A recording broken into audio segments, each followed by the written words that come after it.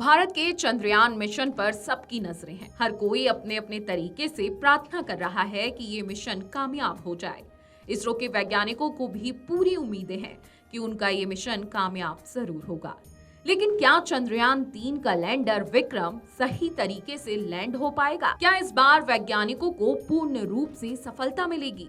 क्या कहती है ज्योतिष भविष्यवाणी? चलिए विस्तार से जानते हैं। दिन 14 जुलाई दोपहर 2:35 पर श्री हरिकोट के विवरण पर तैयार जन्म कुंडली के आधार पर वृश्चिक लगन उदय हो रहा था।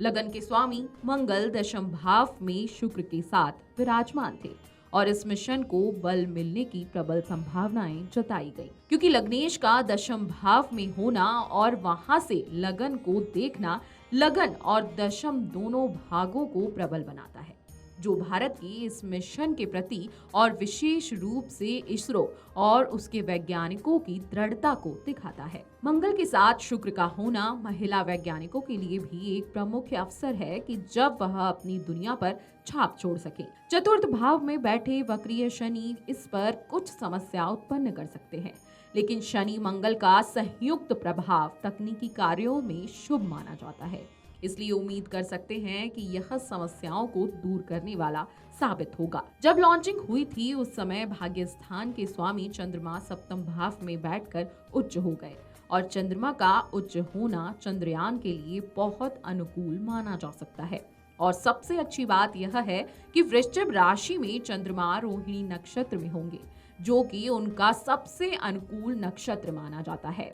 ऐसे में इस मिशन को सफलता मिलने की प्रबल संभावनाएं दिखाई दे रही हैं। चंद्रमा की राशि के अनुसार चंद्र, बुध और बृहस्पति का मुख्य प्रभाव इस प्रेक्षण के दौरान रहने की संभावना है। यहाँ चंद्रमा भागेश होकर सप्तम भाव में उच्च राशि के हैं, जबकि बुध अष्टमेश और एकादशेश होकर भाग्य स्थान में विराजमान है तथा बृहस्पति द्वितीयेश और पंचमेश होकर छठे भाव में राहु के साथ स्थित हैं और उन पर वक्रीय शनि की दृष्टि है। दशम भाव के स्वामी सूर्य महाराज अष्टम भाव में स्थित हैं।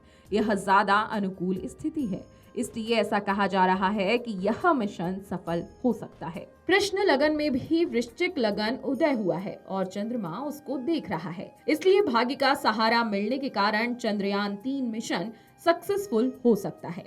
लेकिन कई ग्रह स्थितियां इनकी राह में बाधा बन सकती हैं, क्योंकि शनि और मंगल का आमने सामने होना और गुरु और राहु का एक साथ छठे भाव में होना, उन पर शनि की दृष्टि होना तथा दशमेश सूर्य का अष्टम भाव में होना कुछ तकनीकी समस्याओं की ओर इशारा कर रहा है। पूर्ण रूप से ज्योतिषाचार्य की माने तो यह मिशन पूर्ण रूप से ही सफल होगा। चंद्रयान 1 और चंद्रयान 2 सतह पर ठीक से लैंड न होने के कारण सफल नहीं हो सके थे।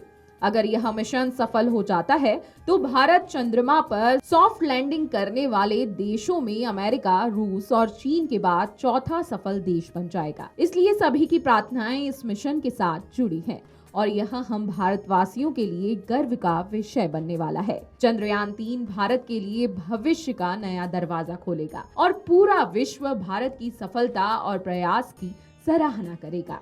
आपको ये भी बता दें कि ये सभी भविष्यवाणी ज्योतिषाचार्य पर आधारित है, इसका कोई वैज्ञानिक आधार नहीं है। ये पूरा विश्लेषण ज्योतिष के अपने ज्ञान और अनुभव के आकलन पर आधारित है, जो जन रुचि को ध्यान में रखते हुए बताया गया है। वीडियो डेस्क जीवांजलि.com। अगर आपको हमारा ये वीडियो पसंद आया हो तो हमारे चैनल जीवांजलि को सब्सक्राइब करें